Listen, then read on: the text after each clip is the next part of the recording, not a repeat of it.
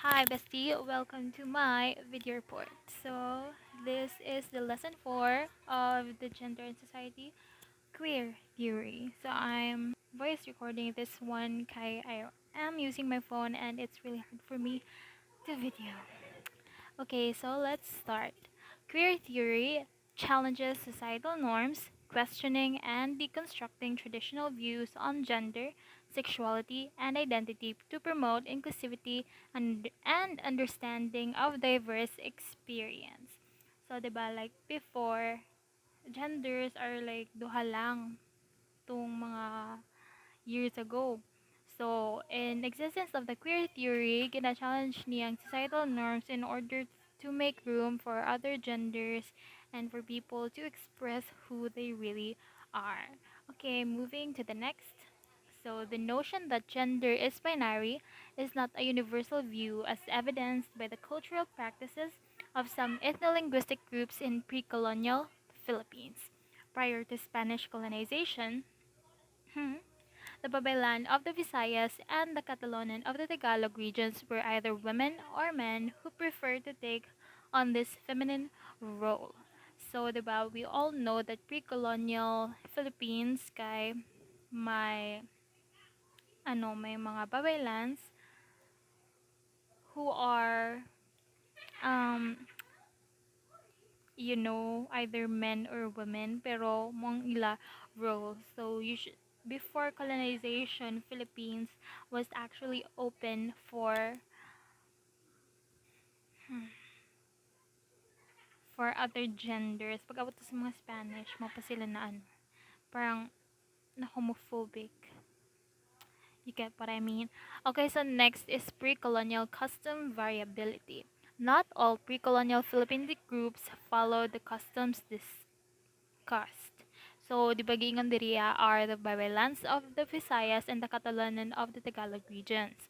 Then, early anthropological studies of the northern Luzon and mountainous areas of Mindanao found no prevalence of the mentioned practice. Next is the recognition of gender as a personal identity was more prominent in groups influenced by Indianized kingdoms. Next is Native American cultural practice. So, similar cultural practice existed in some Native American groups. Before European colonization, Native Americans expressed their identity based on roles rather than societal expectations of gender. So, tanan ning mga homophobic kinemis is sa lagi di sa mga nag-colonize. Like, what the fuck? Next is this expression was integral and sacred in their society, not leading to discrimination. O, di ba? Everything was peaceful before colonization. Tapos next is the roles were not solely based on sexual preference, challenging modern categorizations. Next is the reference sources for all of these. Is Menez's work in 1996 emphasized that the influence of Indianized kingdoms on the region of gender as a personal identity in certain Philippine groups. The next is Roscoe's study in 1998 highlighted the Native American cultural practice of identity expression based on roles distinct from modern sexual preferences. Okay, next. So, we discussed Native American ganina. So, Native American self-expression reasons. Common reasons for Native Americans expressing their opposite gender include a preference for tasks traditionally performed by women and experiencing dreams or visions, leading to a spiritual role in the community. So, on Native Americans, if you're like male and you're expressing the opposite gender, tapos gusto nimo like ang ila traditional work and tasks, tas mga dreams and kinemis. So, when you, ang mga Native Americans before are free to do so. Pero after nila makolonize, diha na like nabutang ang mga gender roles. Next is cultural diversity challenges conventional views. Not all Native American groups share this practice, highlighting cultural diversity. When we say cultural diversity, is nagkalahi-lahi na cultures. So of course, not everyone sa Native Americans do this. then challenges conventional views on gender by questioning the binary concept of male and female, questions traditional notions that identities must strictly align with femininity or masculinity. So since diverse ni sila na like kanina mga individuals are diverse, they don't want to align with femininity or masculinity. So parang gina-challenge ang traditional notions of the group. Then challenges the binary understanding of sexual expression, acknowledging a spectrum beyond heterosexual and homosexual. The next is the role of queer theory. Queer theory. Advocates of queer theory contest established identity theories. Then it aims to broaden discussions on gender issues to eliminate gender inequality because of course and we have to understand the different genders and we have to let people express who they really are in order for us to achieve gender equality. Next is support the acknowledgement of a spectrum of gender expressions beyond traditional binary concepts. So next is the queer theory's ambiguous origins. The origins of queer theory are challenging to define, rooted in various cultural contexts, as presented ganina. Then, partly a product of the 1970s feminist movement, dissatisfied with binary gender categorizations and essential traits. So, kato ng mga time, 1970s is ang mga feminists are like, we are so done with this. It's not giving. Then, emergence and academic circularization. So, ang pagsulod na sa queer theory sa academic circle is established in 1990s and primarily circulated within academic circles. Balik-balik ang ako ingon. Queer theory is a relatively recent academic framework. So, 1990s mamugod. So, bago pagid siya. Then evolved partly from lesbian and gay studies, originating in gender and sexuality studies rooted in feminist theory. Next is the core contention of queer theorists. Queer theorists reject the idea of a fixed normal standard. So of course, we are aiming for gender equality, equity, and all of the above. So, ang normal standard man good is very limiting to an individual. Naman, gina-advocate nila ang queer theory. Then assert that norms change, challenging the constant fitting of individuals into predefined categories.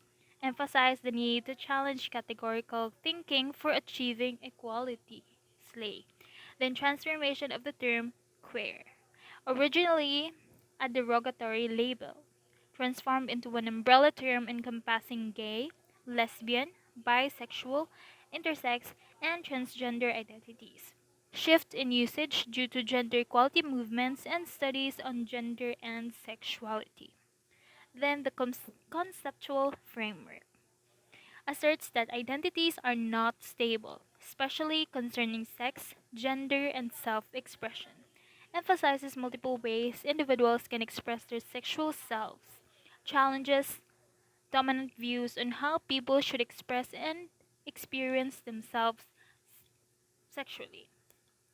So this is really important for everyone to know, no, kay to reduce gender discrimination and violence. Kay if you know this stuff, you would understand. Okay, next. Okay, next is the core theorist. This woman right here is Miss Teresa de Lauretis. She is the one who coined the term queer theory in her work Queer Theory, Lesbian and Gay Sexualities in 1991. She described queer theory as a thinking approach that rejects binary gender constructs in discussions on identity concepts. She's an Italian author born in 1938, influencing feminist cultural studies. Next is Mr. Michael Foucault. He is a French philosopher and a key figure in the development of queer theory. Emphasized the capacity of queer theory to articulate views without a defined object. And he rejected the notion that authority could be defined sexuality. arguing it is a culturally dictated category by those in power, not an inherent personal attribute. Next is Miss Eve Sedgwick. She's an American academic scholar known for the influential book Epistemology of the Closet, and addressed the social crisis arising from defining sexuality strictly as heterosexual and homosexual.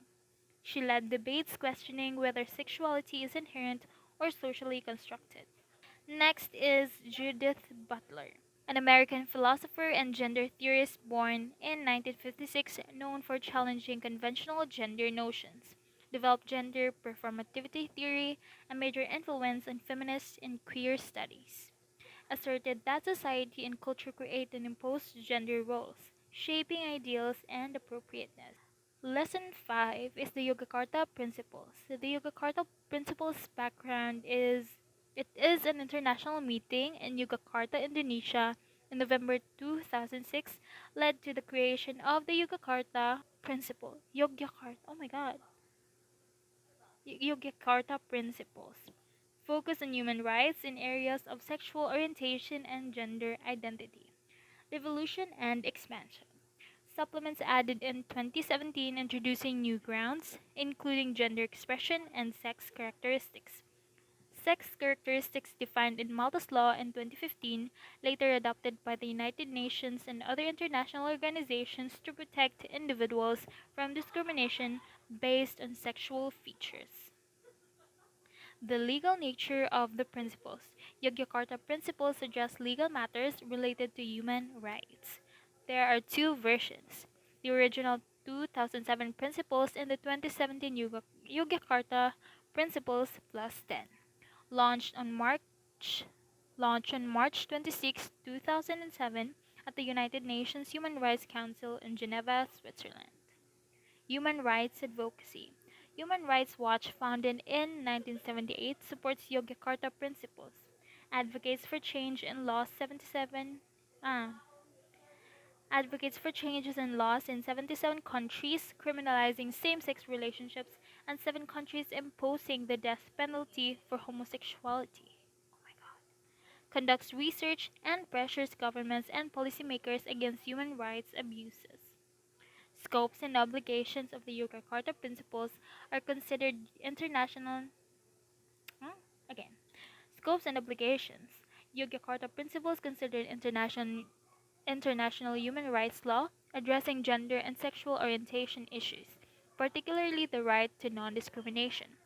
All states are bound to this law, obligated to promote and maintain human rights. Accessible information. The Yogyakarta Principles have a public website providing access to the principles.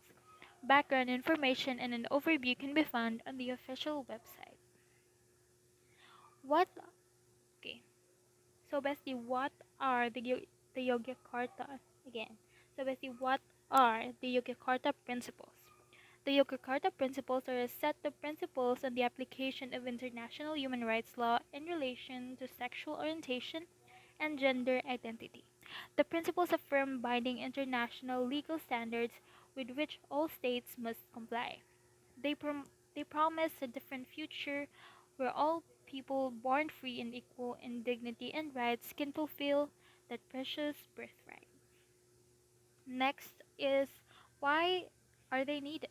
Human rights violations targeted towards persons because of their actual or perceived sexual orientation or gender identity constitute an entrenched global pattern of serious concern. They include extrajudicial killings, torture, and treatment, sexual assault and rape, invasions of privacy, arbitrary detention, denial of employment and education opportunities, and serious discrimination in relation to the enjoyment of other human rights. How did the principles come about? Development and adoption. Developed and unanimously adopted by a distinguished group of human rights experts. Experts include judges, academics, perform. I, Experts include judges, academics, former UN High Commissioner for Human Rights, UN Special Procedures, members of treaty bodies, NGOs, and others. Rapporteur and contributions. The, report, The rapporteur is Professor Michael Flaherty.